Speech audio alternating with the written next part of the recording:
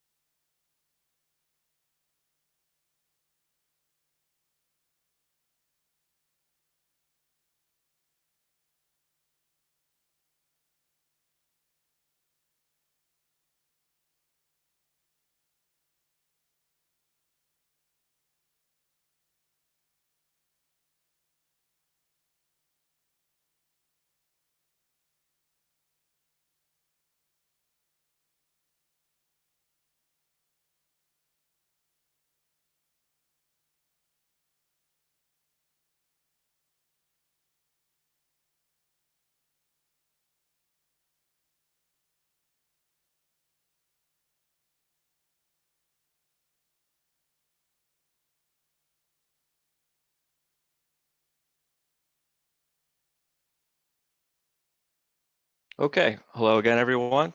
We're going to get started. Again, my name's David Guardadori. I'm a project engineer with the state of Connecticut. And again, thank you for joining us. We're here to talk about the Strawberry Hill Avenue Railroad Bridge project. So first, some logistics and housekeeping items. So this meeting is being recorded and all participants are currently muted. If you need closed captioning, you can select the CC button on your control panel. There will be a Q&A session after our presentation. You can post your questions and comments in the QA window, and then we will answer them at the end of the presentation. Additionally, if you would prefer to provide your comment or question verbally, you can use the virtual raise your hand option, and after we've gone through all the written comments, we will call on you and you'll have your opportunity to speak, and we'll have instructions on how to do that later in the presentation. So additionally, if you think of anything else after the meeting, you can still reach out to us. We'll be accepting comments and questions until August 8th. You can give us a call and leave a voicemail at 860-594-2020, or you can email myself at the email address here. That's david.grottadoria@ct.gov. The presentation materials will be available on our Walkbridge website. That's walkbridgect.com. Additionally, a video recording of this will be available on YouTube 3 days following the meeting at the address listed below. Okay, next slide, Meg. So here I'll introduce our speakers. You have myself, and then next will be David Marislaw. He's a structural engineer at Lochner, and then Sydney Brooks is a project engineer at VN. Next slide. So here's our agenda for today. We'll start off with a brief overview of the Walkbridge program in general, and then we'll talk about the Time 2 project, of which Strawberry Hill Avenue is a part of. So for those who don't know, the Time project stands for Track Improvement in Mobility Enhancements. So the Time projects are a series of projects initiated along the rail corridor by the department, and they're aimed at upgrading the rail service, infrastructure, and fleet with the goal to deliver a more safe, reliable, and faster train service. So then we'll get more specific into Strawberry Hill Avenue. We'll give you an overview of the existing bridge. We'll show the new proposed Strawberry Hill Avenue bridge. Then we'll get into project timelines, talk about construction and traffic impacts. We'll go over all the other options and events for public outreach that you can expect. We'll go over some next steps, and then it'll be time for our Q&A session. Next slide. Okay, so as I mentioned, we'll start with a brief overview of Walkbridge and Time 2. So go ahead, Megan, next slide. So I'm sure a number of you are familiar with the Walkbridge program, but anyone who is not aware, the Walkbridge is the movable rail bridge that spans across the Norwalk River. And as a part of the program, there's a number of projects associated with that, and it includes track work and other bridges, and as well as roadway work. And included within the Walkbridge program is the Time 2 project. And next slide, Megan. So the Time 2 project includes 4 bridges to the east of Walkbridge proper. So, and that includes 4 Point Street, Osborne Avenue, East Avenue, and what we're here to talk about today, Strawberry Hill. So now, more specifically, we'll get into Strawberry Hill. The proposed project is a superstructure replacement, and we're going to do that during 2 track outages, and that work will be phased over 4 years. We'll begin with the 2 tracks to the north and then move to the 2 tracks on the south. So the work in Time 2 will require road closures and detours, but they will all be coordinated to minimize the traffic impact. And now next slide, Megan. And so now I'm going to hand it over to Dave Marislaw, who's going to talk more specifically about the Strawberry Hill project. Thanks, Dave. So the existing bridge carries 4 tracks of the New Haven Main Line over Strawberry Hill Avenue, and the bridge is located approximately 800 feet east of the East Norwalk train station. The purpose of the project is to replace the existing bridge, which is rated to be in poor condition, and restore the structural integrity of the structure. The replacement of the bridge will take advantage of the 2-track outages that are part of the Walkbridge program to minimize disruption to rail service. And the maintenance and protection of traffic during construction will also be coordinated on a program-wide level to minimize traffic impacts. Next slide. So Strawberry Hill Avenue at the bridge crossing consists of 2 approximately 12-foot wide travel lanes in each direction and a sidewalk along the west side of the road. The existing bridge is a single 33.5-foot span, and it has a minimum vertical clearance of 9 foot 10 inches, and it is posted for 9 foot 6 inches. The existing bridge was built in 1890, and it was reconstructed in 1940. That reconstruction included a superstructure replacement and substructure modifications. The bridge consists of a single span steel through girder and floor beam system that supports a ballasted deck that carries 4 tracks. The existing superstructure is in poor condition with various locations showing collision damage and deterioration, and the deterioration primarily consists of steel section loss. The substructure is in satisfactory condition. It consists of brownstone masonry And the abutment seats that were replaced in the 1940 reconstruction are cast-in-place concrete. The existing substructure is in overall good condition with only minor spalls and efflorescence. So the proposed replacement structure consists of 8 precast concrete encased steel girder units that support a ballasted deck. The replacement structure will include safety walkways on each side to provide access for inspection and railroad maintenance forces. And the existing minimum vertical clearance of 9 foot 10 inches will be maintained, and the structure will be posted for 9 foot 6 inches, similar to the existing bridge. The existing abutments below the concrete abutment seats will remain unchanged, with the exception of resetting masonry stones at the outer abutment limits and repointing mortar on the stems.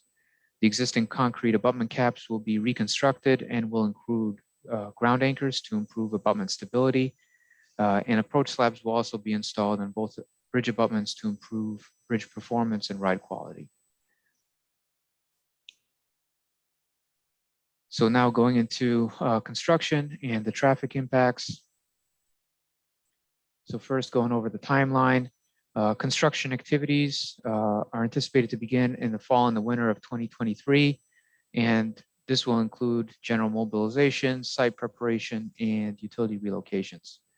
From the winter of 2023 to the spring of 24, construction will begin to coincide with the 2-track outages of tracks 1 and 2. And work during this time will include installation of the temporary earth retaining system at the stage line. The majority of the bridge construction will be performed during detours of Strawberry Hill Avenue. The first detour is anticipated to begin in the spring of 24 and to last approximately 5 months. During this stage, tracks 1 and 3 will be out of service and the northern half of the bridge will be removed and replaced.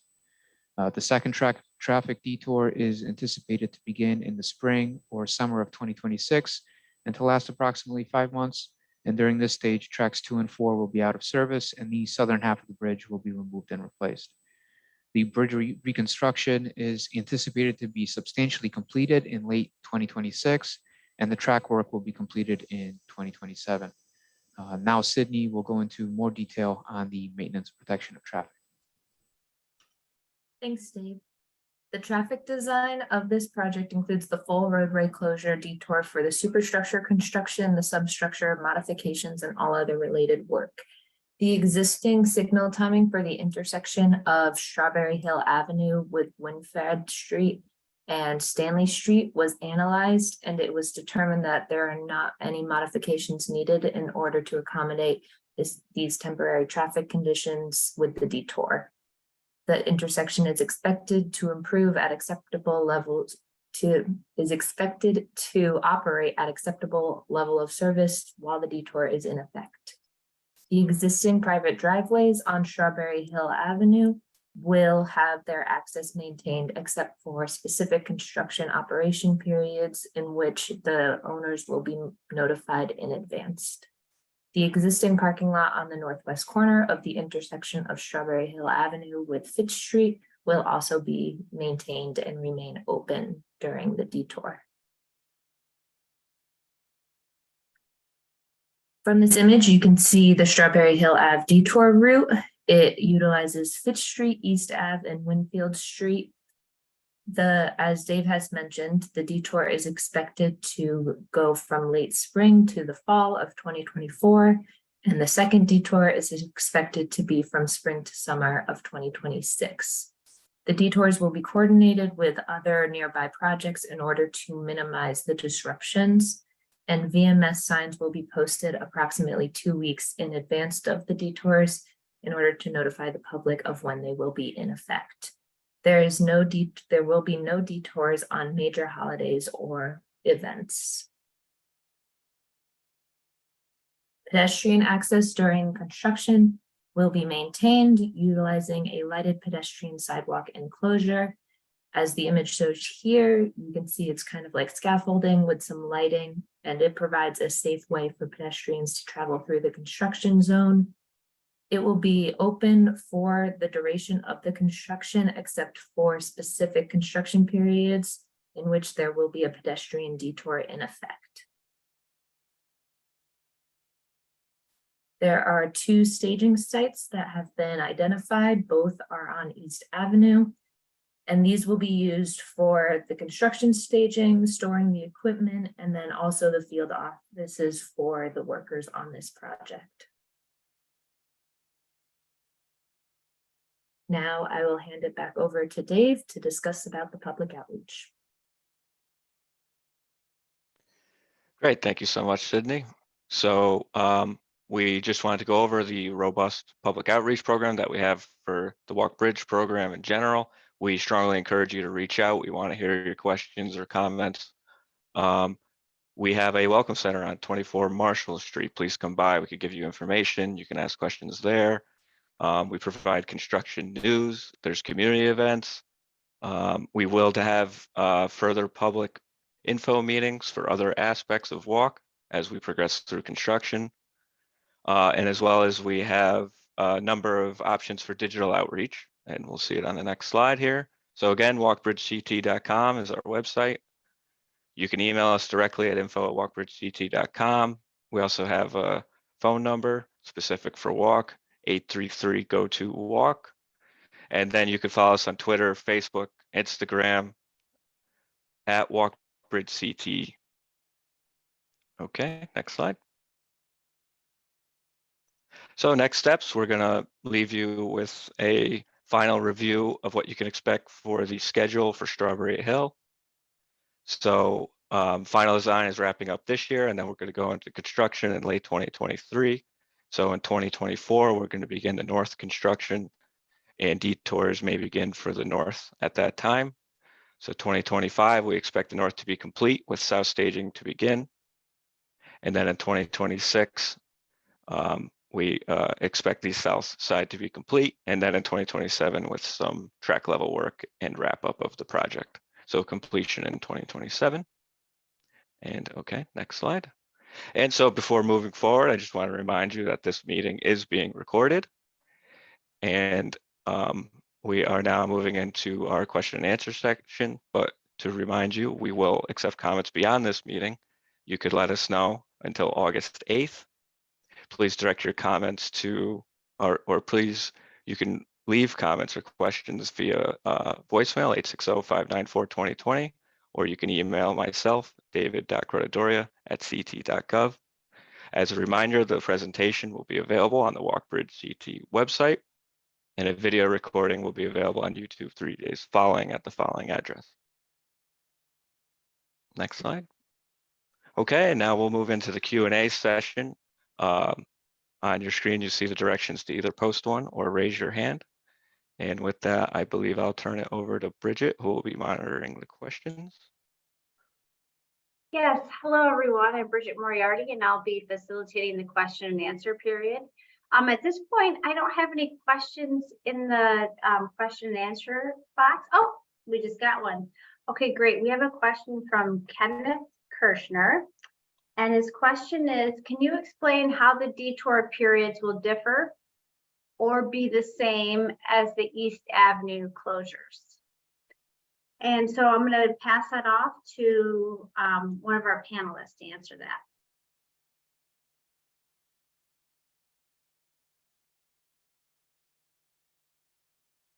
I'm Kevin Washburn with the program management team for the Walk Bridge program. So the detours and East Avenue are the last thing that we will be coordinating with a contractor as we price and plan out the work. We would like to not have in place a closure on East Avenue for at least a long-term duration. I'm not sure so worried about a weekend closure, but a long-term closure, which we do allow up to 3 weeks. We are trying to coordinate both Osborne and East Avenue and as well as Strawberry Hill, so they do not have concurrence. We did run an analysis. We can have them from a traffic standpoint occur at the same time, but we are trying to make that not occur from a standpoint of planning. That's one of the abilities having a construction manager, general contractor on board to help facilitate that coordination. I hope that answers your question.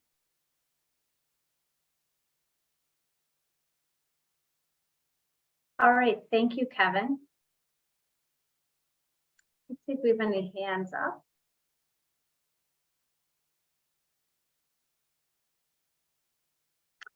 All right, we have another question from Diane Cece.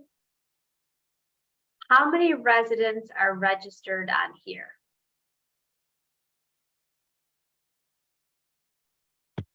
I can take that one. We had 25 residents registered to attend the meeting. As of right now, we have 16 attendees actually in the session.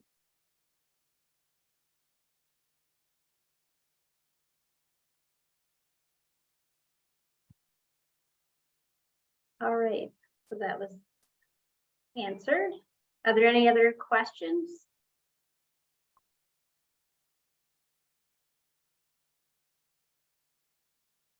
Also, feel free, if you feel more comfortable, to raise your hand and I'll call on you.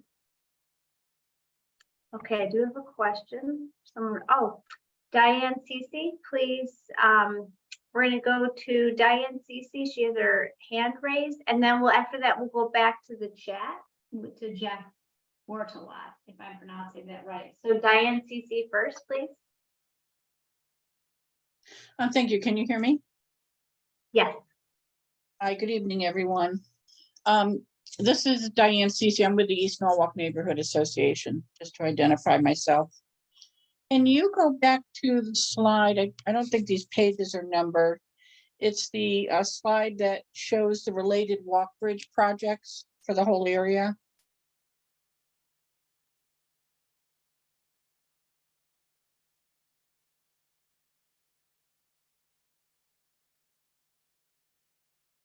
Okay, that's the one.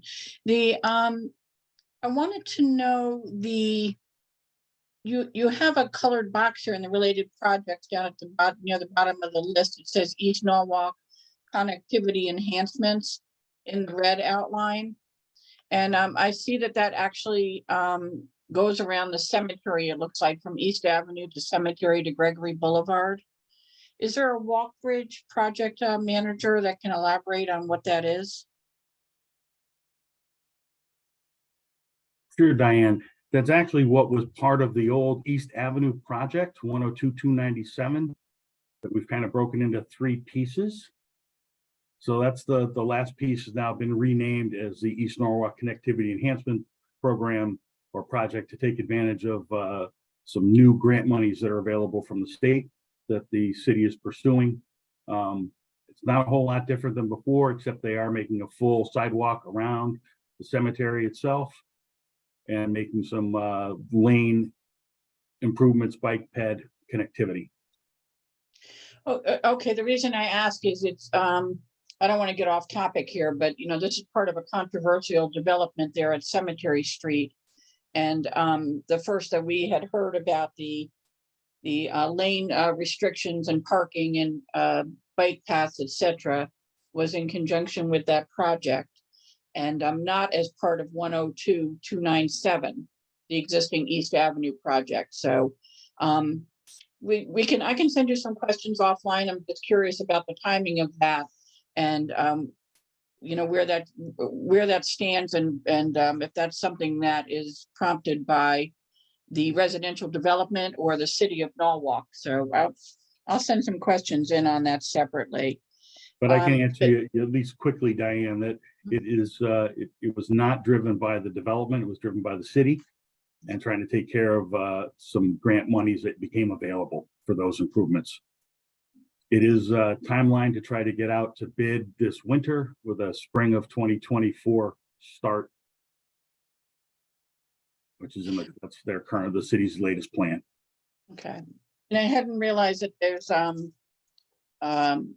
I would imagine the DOT is in the process then of reviewing the request to reduce the one-way lanes from 2 down to 1.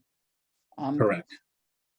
If you have a contact for that too, Mr. Washburn, if you can send that to me, I'd be interested to be able to have someone to follow through with that at the DOT. Yeah, that would actually be Dave Grudadoria. Oh, okay. And it is Right, the project is being pushed by the city, right? Those improvements have been pushed along. I think they introduced a design. What would we call it? Dave, help me here. We had to get a design exception. Oh, right? yeah, the design exception because of the sidewalks were outside of the normal standard. So that took a little while. But yeah, you can, if you have any comments outside of this meeting, I'd be happy to help. You can send an email to me and I will discuss that with our management team and we will certainly Okay. get back to you. And just because sometimes there's a lot of acronyms and kind of Walkbridge lingo, can you just let folks who may not be aware what VMS stands for when you talk about the 2-week signage that would be posted for everyone regarding the detours? And then Sure. have a So- follow-up on that. Okay, so VMS is variable message signing. So that means we can put specific messages on the signs as you approach the detour, and we could give you the information you need to properly navigate the detour, or it can give you a heads up that a detour is coming at a specific time. So variable message signage.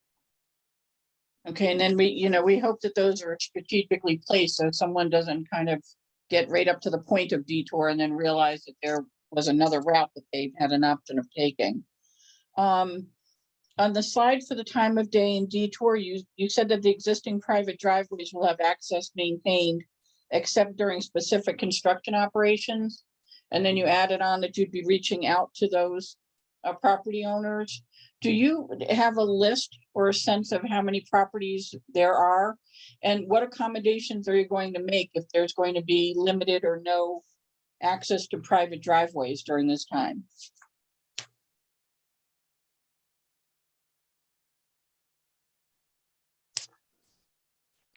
And I guess also when do you plan on reaching out to these folks?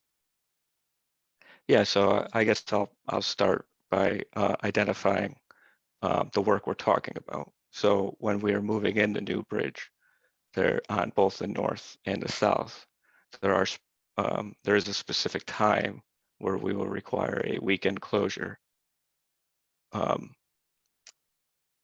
of the bridge, and also the area just north and just south of the bridge may be inaccessible.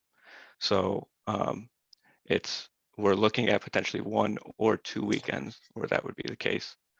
And then we, as you mentioned, we will be reaching out to the adjacent properties to discuss this. I know that there are businesses to the north, and certainly so it's the 2 businesses to the northeast and northwest, certainly. And then anyone else in the adjacent area, we will certainly reach out to let them know. Dave, did you want to add on to that? Yeah, so the primary properties that will likely be affected are the private businesses in the northwest quadrant of the bridge along Strawberry Hill Avenue. And as Dave was saying, during erection of the new superstructure units, there's going to likely be a need to set up some staging equipment in there, potentially a crane. And the intent is to try to reduce the amount of time that that installation has an effect on local traffic by trying to schedule that work during a weekend outage and coordinating it with the property owner to make it as convenient as possible. So essentially, we're looking at the auto body business and then the parcel that you're calling the northwest parking lot, correct? Yes. But and there's no private residences involved in No. this. Guys, it's Stephanie. Obviously, the auto body here. shop realize I'm, bringing cars in and out for, obvious reasons. So I hope that's well managed. I'm sorry, Stephanie. Sorry. Hi, Diane. Hi, everybody. It's Stephanie Pelletier with WSP CPI, and we have been out on the street for weeks in this neighborhood. We have met with B&B Auto. We have met with Rick's Main Roofing. We have spoken directly with our abutters to the south at Vanderbilt. And those are really, as you pointed out, Diane, these are critical abutters to the project. So they're aware, I believe they're on the call tonight, and they're aware that this is an important part of the project. And that's why we're looking to minimize any, potential disruptions to their business activities. On the other side of the equation, in terms of actual private residential driveways in this immediate area, there are none. And we don't expect that we would be impacting the 14 Strawberry Hill Avenue parking lot, which is to the northeast on Strawberry Hill Avenue. So I think there's a good plan already in place. And of course, Diane, you know, we care very much about our businesses locally and continue to have a positive dialogue and an ongoing one. Thanks, Stephanie. And I know there are other people on the call, so I will hop off of the questions to give some other folks an opportunity, and then I'll come back on if I need to. You got it. Okay, great. Thanks, Diane. And I'm gonna ask that Dave also types his email in, just because he has so many vowels in his name, that I just want to make sure that if you do have questions following this presentation, that you can reach directly out to him. All right, so now we have Jeff Bordelot, I'm sorry if I'm mispronouncing that. And his question is, will the styling of the new bridge be similar to the old bridge?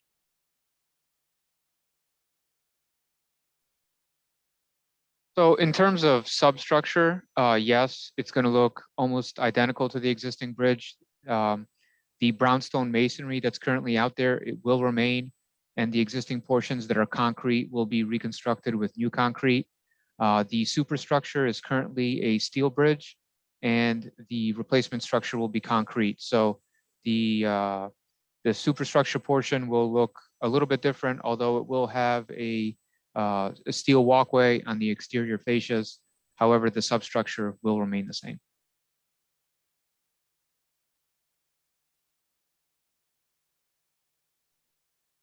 All right.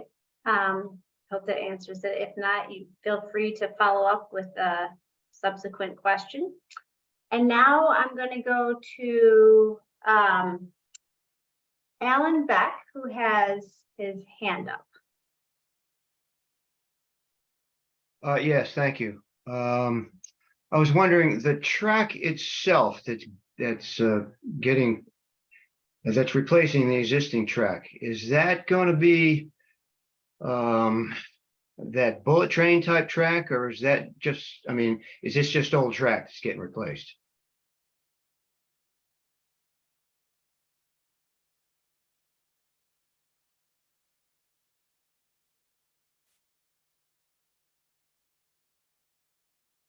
All right, let's see who's going to answer that. Just a minute, Alan. Is there anyone that would be willing to answer that question? Yeah, we're just replacing the track in kind over the bridge. So we're Okay. not doing any track upgrades, no profile changes, nothing. Just- Oh, okay, because it was my understanding that the faster train that travels on this route has what is it, metal railroad ties instead of the wood. And I thought maybe you were just gonna change the whole thing to that style of track. No, we don't have the track width to allow the dynamic operations of the cab system on the Amtrak trains, which, you know, they require wider track centers, and we don't have that width. So that's no change in the track type. Oh, okay, that's it. Thank you. Thanks for your question. There's no one in the queue, so Diane, if you want to ask us another question, feel free. Bridget, if Thank you, don't, Bridget. oh, Diane, if you could just hold on one second. I could see that a couple of people have joined us dialing in by phone. So I just wanted to point out the way that those folks can raise their hand is to press *9. So if you dialed in by phone and have a question and you'd like to raise your hand, just hit the *9 on your dial pad. Thank you. Great, thanks, Megan. That's really helpful. So Diane, back to you if you have another question. Thanks, Bridget. The accommodation for school buses and that route, and also for pedestrians, Strawberry Hill is a safe routes to school designation there. What is the, in terms of the time frame? What is the outreach with the school system? Or do the buses even take that route? I'm not even sure if they go that way. That's a really good question. Who would like to jump in on that? I can quickly chime in, Stephanie again here, that yes, we have been outreaching and in touch regularly with Norwalk Public School Transportation Director. I think she was going to try to be on this call tonight. She is aware, and I believe Sydney went through, if you want to pop that slide back up, the safe passageway of the maintained pedestrian walkway under the bridge during construction. We want to take another peek at that, but that will be maintained.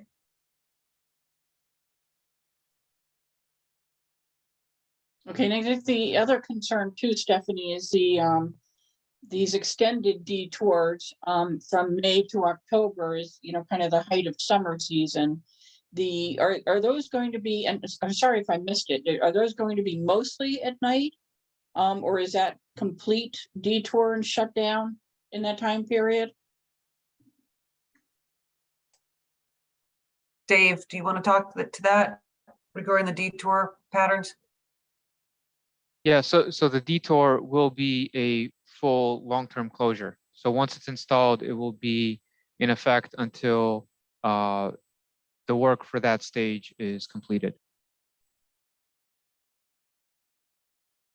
And during that detour, the pedestrian sidewalk enclosure will be in place, and it will be shifted side to side as needed, but maintained throughout the duration of that detour.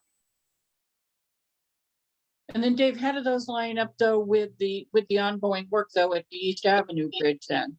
I think you said that that would be coordinated where there weren't the multiple detours, correct? Right. So the goal of the program is to reduce traffic impacts by reducing the amount of time or eliminating concurrent detours.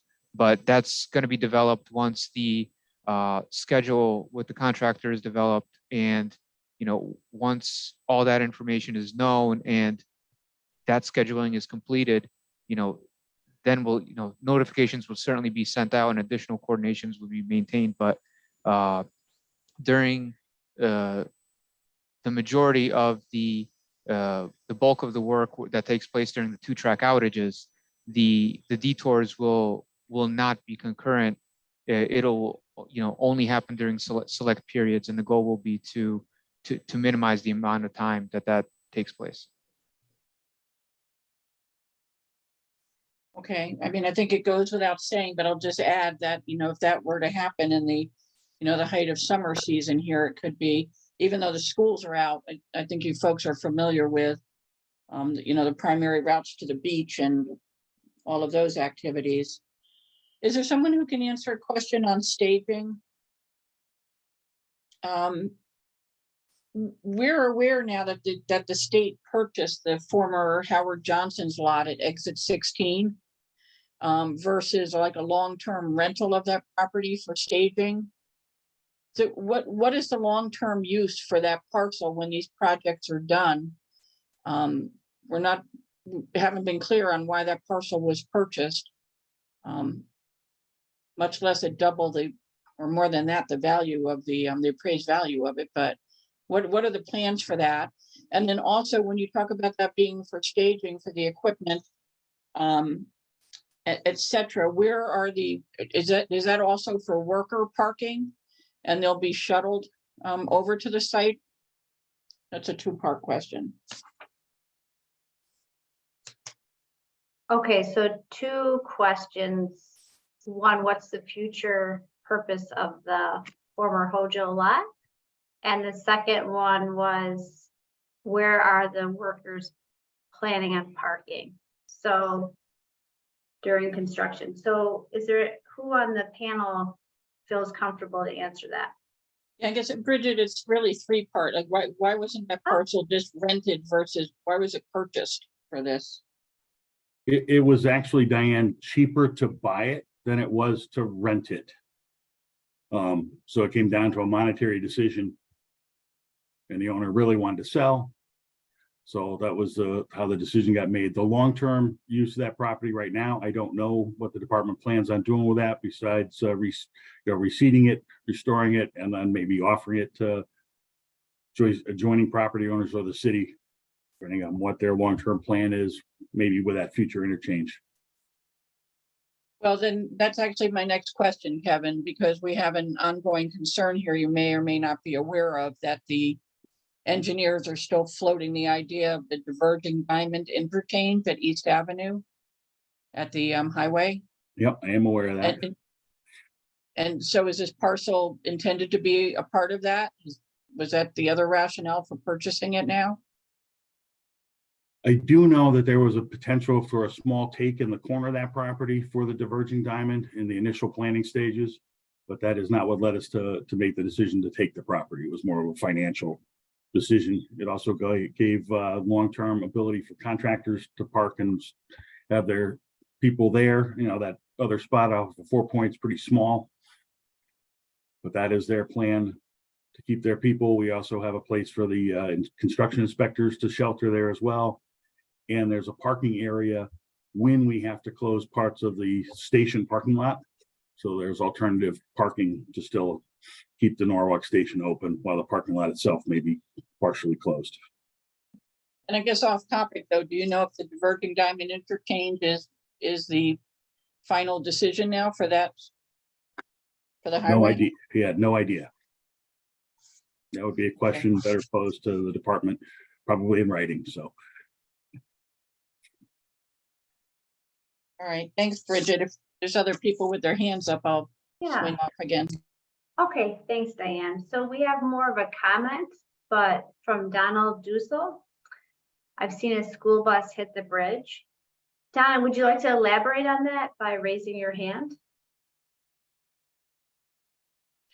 Okay, so yeah, so Donna Dussel, go ahead, once you're unmuted. I work at Vanderbilt and I sat looking out to Strawberry Hill, and I've seen a school bus hit the bridge among many other accidents over the years. So I don't think school buses typically go under that bridge. There was a question about that. I've seen plenty of hits over the years. Thanks, Donna. Oh yeah, so not enough vertical clearance, is that what it was? Yes. Okay, that's helpful to know. Anyone else want to chime in on that?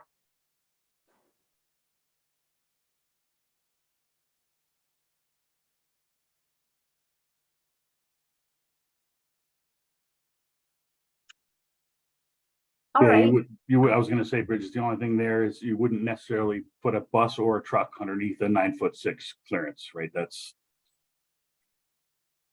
why it's posted that way.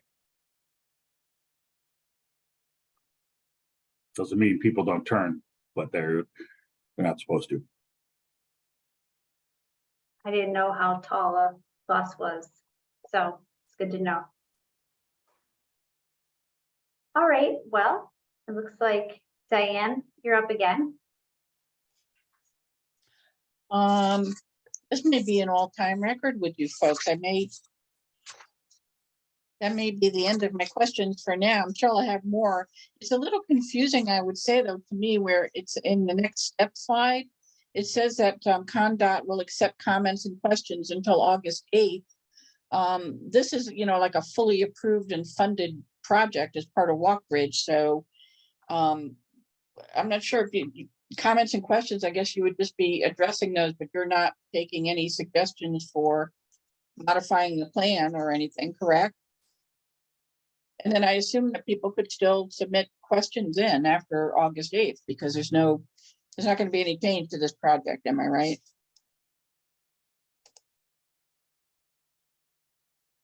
Good questions. Who would like to answer that? I could jump in. So yeah, so Strawberry Hill is actually going to be a later addition because as you know, we had presented the other 3 bridges previously, and then to take advantage of the 2-track outage, it was decided by the department to add Strawberry Hill. So there is still time. It's obviously it's an accelerated schedule, but any comments we receive that we need to make changes, we still can do so. The comment window is still valid, and we definitely encourage you to submit those, and we will certainly consider every one of them. But David, you're saying, wasn't there originally a portion of work to be done on the Strawberry Hill Bridge with the original Walk Bridge project?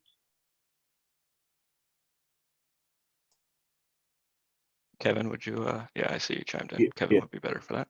Yeah, the answer is no, except we were creating an access point. It was the only thing we were doing as part of, really for East Avenue. Just creating another access point closer, but that's all we were doing. So we weren't touching this bridge before. Okay, and maybe I'm just not clear then. So why exactly are you doing it now? If it wasn't necessary before as part of the East Avenue and Walk Bridge? So if we weren't to do it today, and we got out of sync with the Walk Bridge program, then we would have to come back and into the same block of train traffic and take 2-track service again. So that we're trying to not impact 2-track service any longer than we need to inside this East Norwalk footprint.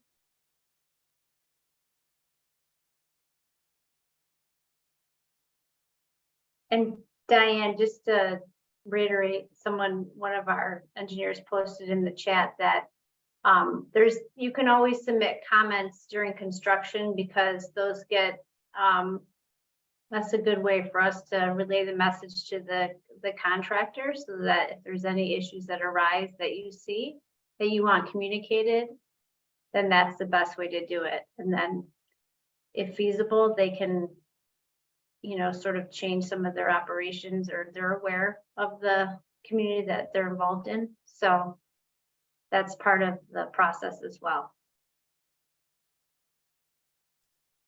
Okay, and I guess since you kind of touched on that subject too, Bridget, is a lot of times people will kind of just vent and gripe on social media and then not actually get their concerns to people who can consider and act on it. But I don't know if Stephanie or anyone else follows things, but the amount of complaints that we're getting here in East Norwalk regarding the condition of the road under the East Avenue Bridge and the way that work is progressing, and just the condition of the road that they keep leaving it in after, digging and then redigging and then reopening it up. And it's a disaster. I think some people have even filed claims for damage to their cars. So I had asked Vanessa Valadares and the chief of public works here, where she preferred to have people actually reach out to with those concerns.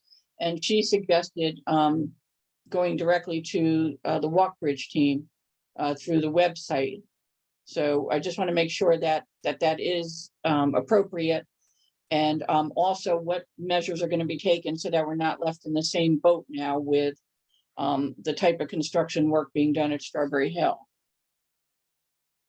And by the way, how, can there be a remedy to try to, ahead of the long-term East Avenue complete, improvement project, what can be done to improve the quality of the road under the existing bridge? I can actually answer that, Diane. Once we get through the first portion of removing of the existing structure on East Avenue, we have to lower the road, do an interim lowering. And we've been moving all the utilities so we can do that, much more aggressive lowering, but we cannot do that until we get all train traffic off the existing bridge. So there will be a point that area will get fully repaved. The drainage will be connected, which is part of that East Norwalk connectivity enhancement project that should help drain this area, but the full drainage improvements will not happen until we get into probably early 2027, maybe late 2026. But we'll get partial relief in the interim. But yeah, reaching out to the Walk Bridge team is the place to go. Those comments get right to the construction people in charge of construction for the Advanced Utility Relocation Project, who are actually some of the same people that are responsible for the Time 2 project.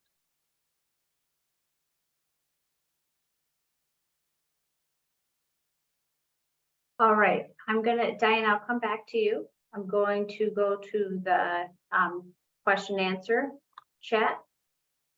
We have a question from Kenneth Kirschner. Will there be any improvement in the speed of the trains as a result of these improvements, and how much does this project cost? There's two questions.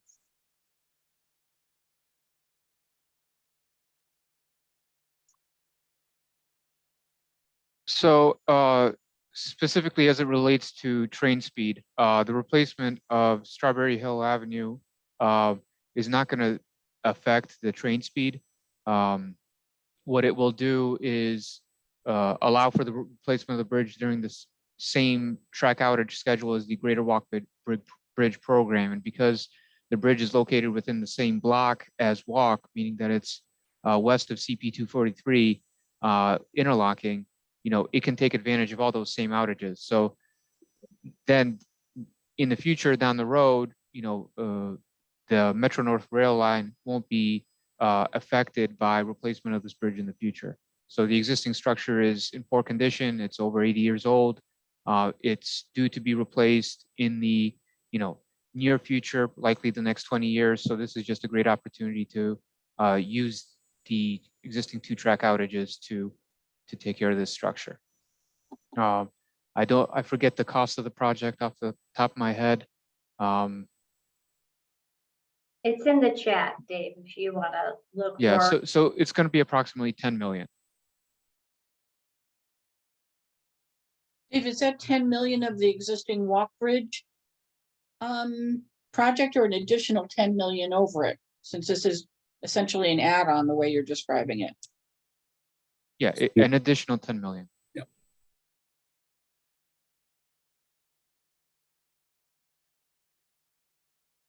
All right, that seems to answer the two questions. And this is from Jamie Freitas.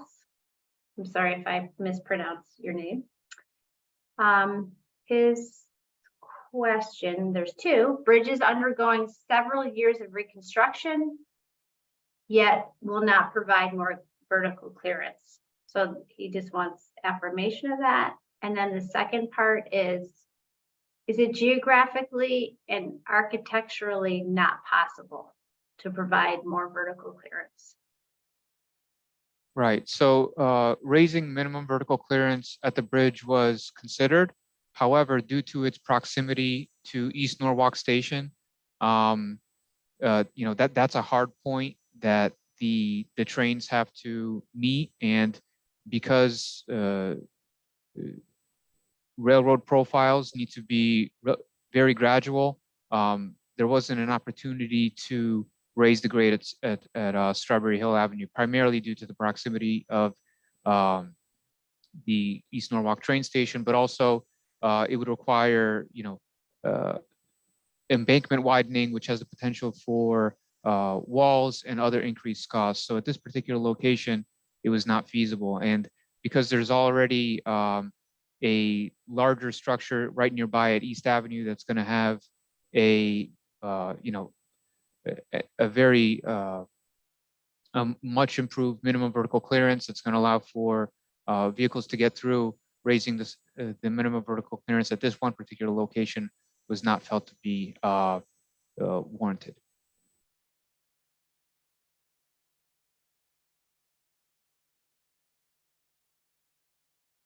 All right, so hopefully that answers your questions, Jamie.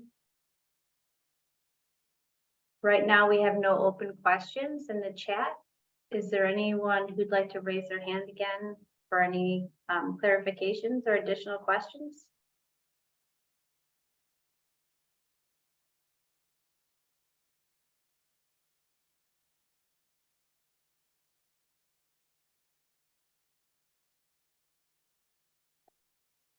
All right, looks like we don't have anything additional, so I'll turn it back over to Dave and for closing. Okay, thank you, Bridget. We greatly appreciate you all attending this. The feedback is very valuable, and we encourage you to continue to reach out, whether it be Strawberry Hill specific or anything Walkbridge related. Yep, I was just gonna say, as a reminder, we will continue to accept comments until August 8th. That number again is 860-594-2020. And my email address I actually put in the chat if you want to copy and paste it, but it's also here. Additionally, the presentation materials are going to be available at walkbridgect.com. You could also rewatch this video recording on YouTube at the link provided here. I also provided a link in the chat to access the Strawberry Hill page for the presentation if everyone wants quick access to that. So with that, I think we're all set unless anyone else has any questions or comments.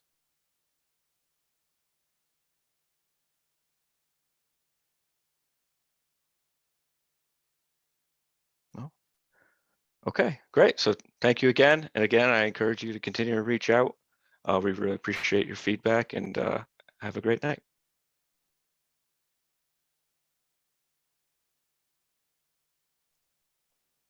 Thank you.